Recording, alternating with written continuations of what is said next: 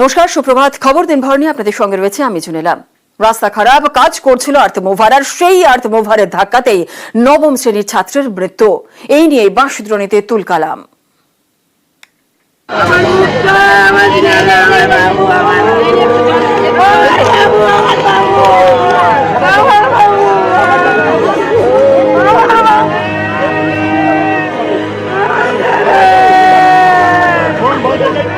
নবম শ্রেণীর ছাত্র সৌম্য সেন সাইকেলে চেপে যাচ্ছিল কোচিং এ, তাকে ধাক্কা মারে আর্থ মুভার। এতেই সব শেষ, প্রাণ হারায় সৌম্য। বাচ্চাটাকে আমি এসছি, বাচ্চাটা দেখে এরকম পড়ে ছটকাচ্ছে, ড্রাইভার গুলি নামলো, নেমেই দৌড় মারলো। ড্রাইভারটাকে ধরবো না, বাচ্চাটাকে ধরবো।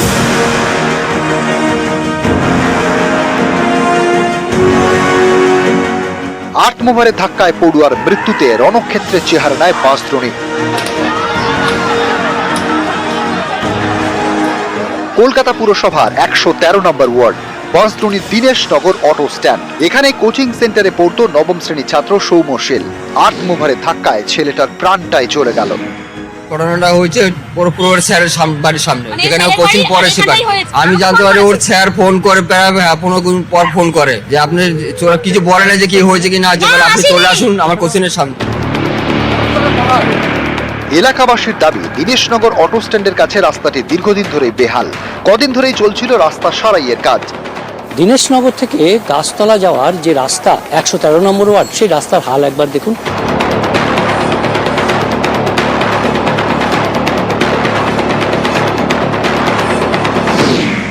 বুধবার তখন সকাল 7টা। স্থানীয়দের দাবি, কোচিং এ ঢোকার মুখে আর্থ মুভার দেখে দাঁড়িয়ে পড়ে সৌম্য, কিন্তু তাতেও রক্ষে হয়নি। আর্থ মুভারটি আগু পিছু করছিল, তখনই পিছনে দাঁড়ানো সৌম্যকে ধাক্কা মারে। রাস্তাতেই লুটিয়ে পড়ে নবম শ্রেণীর পড়ুয়া, নাক কান দিয়ে রক্ত বেরোতে শুরু করে। এলাকাবাসী উদ্ধার করে বাঙ্গুর হাসপাতালে নিয়ে যায় সৌম্যকে, কিন্তু ততক্ষণে সব শেষ। আমাদের ঘরে ছেলে চলে গেছে, কিন্তু আমরা চাই না যে আর দ্বিতীয় কোনো মা সন্তান হারা হোক। এটার কোনো সুরাহা হোক, যাতে রাস্তাঘাট ঠিক হোক। ছেলেটা এখানে কোচিংয়ে পড়তে আসে, প্রতিদিনের মতো যেমন আসে ওরকম ভাবেই পড়তে আসছিল। তো এখানে রাস্তায় যেরকম অবস্থা আপনারাই দেখতে পাচ্ছেন, রাস্তার এখানে কাজ হচ্ছিল নর্মাল হতে গিয়ে, এখান থেকে ছেলেটা আসছিল, ছেলেটা এই গাছটার পাশে দাঁড়িয়েছিল। ওই টাইমে জেসিবিটা সামনে এসে আবার পিছনে রিটার্ন করতে গেছে, এই জেসিবিটাই সামনে এসে আবার রিটার্ন করতে গেছিল। সেই টাইমে ছেলেটার মাথায় জোরে মানে জেসিবির গাড়িটা দিয়ে মারে আর কি। প্লাস এখানে গাছটাও ছিলে গেল পুরো। ছেলেটার সাথে সাথে ওখানে মাথা রেখে কান থেকে রক্ত বেরিয়ে ছেলেটা পড়ে গেল। তারপরে ছেলেটাকে নিয়ে যাওয়া হয়েছিল, যাওয়ার পথেই মারা গেছিল। এভাবে মৃত্যুর প্রতিবাদে গরম হয়ে ওঠে এলাকা। তুলকালাম হয় বাঁশদ্রোণীতে, আর্থ মুভার ভাঙচুর করা হয়, আক্রান্ত হয় পুলিশও। নিউজ 18 বাংলা।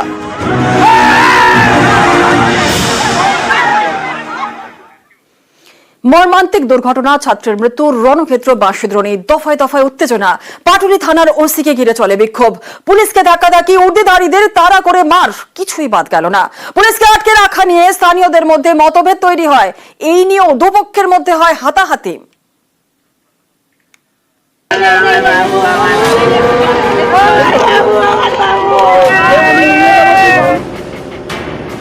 টিউশন যাওয়ার পথে দুর্ঘটনা, আর্থ মুভারের ধাক্কা, নবম শ্রেণীর ছাত্রের মর্মান্তিক মৃত্যু। এ নিয়ে বুধবার রণক্ষেত্র বাঁশদ্রোণী। পুলিশকে ঘিরে চলে বিক্ষোভ, ধস্তাধস্তি, উর্দিধারীদের তাড়া করে মার।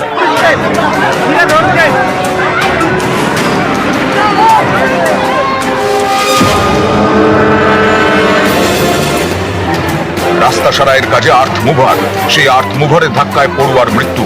এ নিয়ে গরম হয়ে ওঠে এলাকা। স্থানীয়দের দাবি, রাস্তা খারাপ নিয়ে দীর্ঘদিন ধরে প্রশাসনকে জানিয়েও কোনো লাভ হয়নি। রাস্তার এই অবস্থা, চাঁদা তুলে রাস্তা করতে হচ্ছে। আমাদের দাবি, রাস্তাঘাট যেন ঠিকঠাক হয়, কোনো মানুষের ক্ষতি না হয়। পড়ুয়ার মৃত্যুতে আর্থ মুভারে ভাঙচুর শুরু করেন স্থানীয়রা। পাটুলি থানার ওসির নেতৃত্বে ঘটনাস্থলে পৌঁছয় পুলিশ।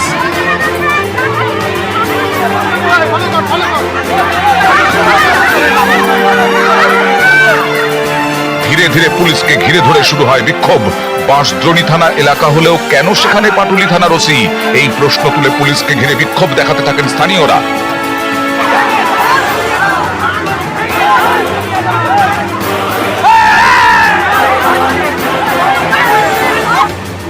কাউন্সিলর কেন আসেননি এই প্রশ্নতেও সরব হন স্থানীয়রা। পুলিশ বোঝানোর চেষ্টা করলে শুরু হয় বচসা।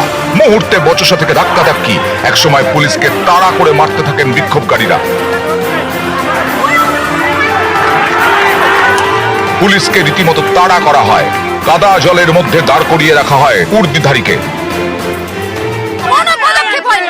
সাধারণ মানুষ দাঁড়িয়ে আছে, তারা বলছে প্রশাসন আসুক, তারা বলছে কাউন্সিলর আসুক, বিধায়ক আসুক, এমপি আসুক, কেন শুধু ওরা বলার সময় আসে? দুর্ঘটনা হয়েছে, দুর্ভাগ্যজনক, এরকম যেন কখনো না ঘটে। রাস্তাটা খারাপ, আমরা অস্বীকার করবো না, একটা বিশাল প্রজেক্ট হচ্ছে না, এই প্রজেক্টটা করতে তো সময় লাগে, সেখানে একটু রাস্তাঘাট খারাপ, একটা পুজোর জন্য আমরা এটাকে রিপেয়ার করবার জন্য আমরা এই করছি। পুজোর পরেই আমাদের ফুল কাজটাও শুরু হয়ে যাবে। সময় কাটতে থাকে, দফায় দফায় বিক্ষোভ হয়। বাঁশদ্রোণীর দীনেশনগর অটো স্ট্যান্ড এলাকায় আটকে রাখা হয় ওসি পাটুলি তীর্থঙ্কর ডেকে। এরপর এলাকায় ঢোকে আরো পুলিশ, কিন্তু তাতেও পরিস্থিতি শান্ত হয় না। দফায় দফায় চলে বচসা, ধাক্কাধাক্কি। এভাবে কেটে যায় প্রায় 2-3 ঘন্টা। এরপর পুলিশকে ঘেরাও করে রাখা নিয়ে স্থানীয়দের মধ্যেই মতবিরোধ বাধে। সেখান থেকে ঝামেলা শুরু হয়ে যায়, দুপক্ষের মারামারি।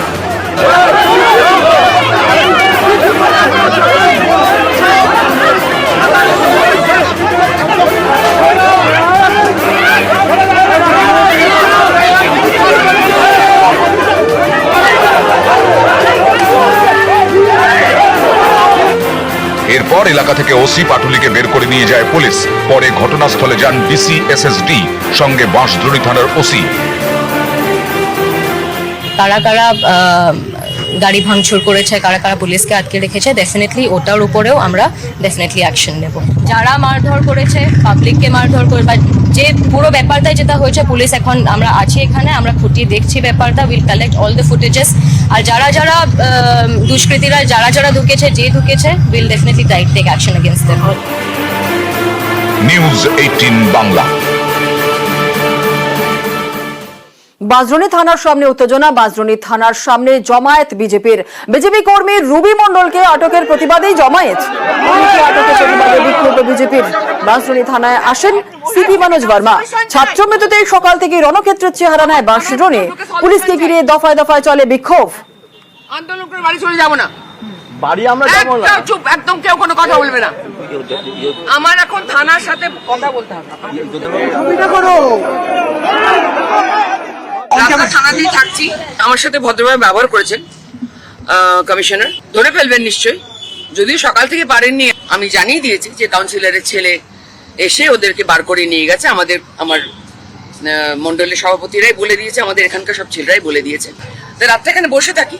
মানে আপনি কি বাইরে বসবেন? ভেতরে চুপ করে বসে থাকবো, থানার ভেতরে। আজ বসবো, কাল বসবো, পরশু বসবো, যতদিন না ধরবে ততদিন বসবো। আপনাদের একজনকে অ্যারেস্ট করা হয়েছে? আমাদের একটি মেয়েকে অ্যারেস্ট করা হয়েছে, লালবাজার নিয়ে যাওয়া হয়েছে, ওকে কালকে ধরা হবে, কোর্টে নিয়ে যাবে। কিছু বলেননি। পুজো উদ্বোধন শুরুর দিনেই আরজিকর নিয়ে দুঃখ প্রকাশ। আরজিকরে দুঃখ প্রকাশ লেখাতেও দলীয় মুখপাত্রের পুজো বার্ষিকীতে লিখলেন মমতা বন্দ্যোপাধ্যায়। মমতার লেখা প্রতি লাইনে যন্ত্রণার কথা। ঠিক কি কারণে অপরাজিতা আইন, তাও লিখেছেন মুখ্যমন্ত্রী।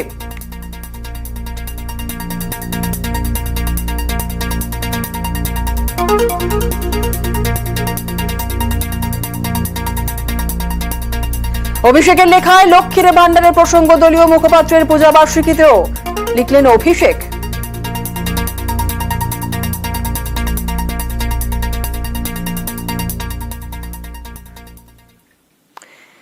প্রায় 1 মাস ধরে জলমগ্ন বাদুরিয়ার গ্রাম। অভিযোগ, বাসিন্দারা বিজেপি করায় সরকারি ত্রাণই মেলেনি, তাই দুর্ভোগের একশেষ। অভিযোগ মানতে নারাজ তৃণমূল পরিচালিত পঞ্চায়েত প্রধান।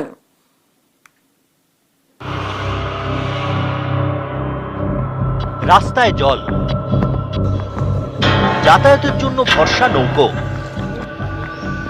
বাড়িতেও জল। এ ছবি উত্তর 24 পরগনার বাদুরিয়ার চাত্রা গ্রাম পঞ্চায়েত। সম্প্রতি কয়েকদিনের বৃষ্টিতে ইছামতির পাড় ছাপিয়ে জলমগ্ন হয়ে পড়ে প্রায় 10টি গ্রাম। এইসব গ্রামে প্রায় 1 মাস ধরে জল যন্ত্রণা চরমে। এরই মধ্যে সলুয়া গ্রামের বাসিন্দাদের অভিযোগ, তারা সরকারি ত্রাণ পাচ্ছেন না। তাদের দাবি, গত পঞ্চায়েত ভোটে এই সলুয়া থেকে জয়ী হয় বিজেপি, তার জেরেই ত্রাণ মিলছে না। খাবার, ত্রিপল, জল না পেয়ে দুর্ভোগ চরমে। আমরা এখনো পর্যন্ত কোনো ত্রাণ পাইনি। তো জানি না পাবো কি না।